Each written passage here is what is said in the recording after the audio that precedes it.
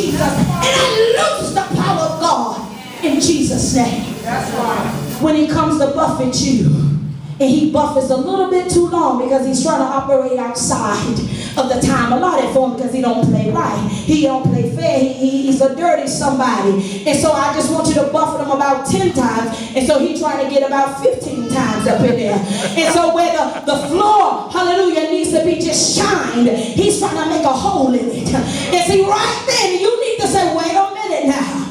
Now, God said you can polish me up for his glory. But he didn't tell you to take the hole out of me and leave me empty. I bind you in the name of Jesus.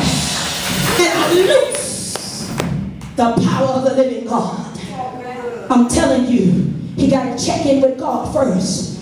But you better understand that he can't do any old kind of thing to you. And that's where you have to rise up in your authority and your power and bind and loose in the name of Jesus. He might say you can do that, but he didn't say you can do this. Come on and give God some glory in this place, because he's already given you power and authority to rule and reign on this earth. Hallelujah.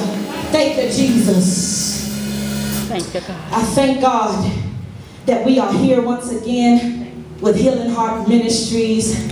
This is our first year. Glory to God. First year anniversary.